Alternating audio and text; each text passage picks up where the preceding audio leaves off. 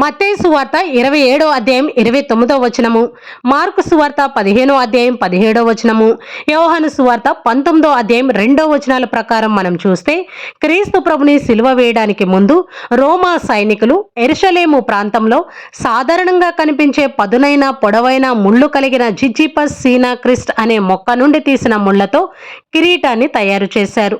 యూదుల రాజు అని వెగతాళి చేయడానికే ఉద్దేశపూర్వకంగానే క్రీస్తు ప్రభు తలపైన ఆ ముళ్ళ కిరీటాన్ని పెట్టి క్రీస్తు ప్రభుని అపహాస్యం చేసి ముఖం పైన ఉమ్మవేశారు.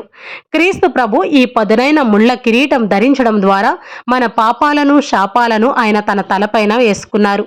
క్రీస్తు ప్రభు తల నుండి కారే ఆ రక్తము మన మనసుతో మన హృదయంతో చేసిన పాపాలకు ప్రాయశ్చిత్తాన్ని ఇస్తుంది.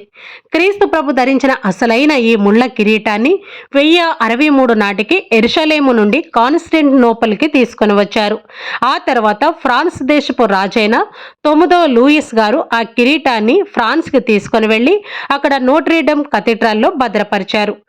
2019 ఏప్రిల్లో ఆ కథీడ్రల్లో భారీ అగ్ని ప్రమాదం సంభవించింది. కథీడ్రల్ పైభాగం మొత్తం కాలిపోయింది. వెంటనే ఫ్రాన్స్ అగ్నిమాపక దళం కథీడ్రల్ లోపలికి వెళ్ళి క్రీస్తు ప్రభు కిరీటాన్ని కాలిపోకుండా కాపాడి బయటకు తీసుకుని వచ్చారు. ఆ తర్వాత ఆ కిరీటాన్ని ఆల్టర్కి వెనుక భాగంలో ఒక గ్లాసులో పెట్టి భద్రపరిచారు.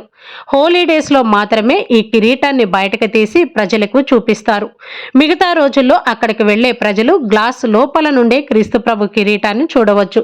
ఆ కిరీటాన్ని చూడగానే ప్రజలు క్రీస్తు ప్రభు బాధలను, శ్రమలను, మరణాన్ని గుర్తు చేసుకొని ఎంతో దుఃఖముతో ఏడుస్తూ ఉంటారు.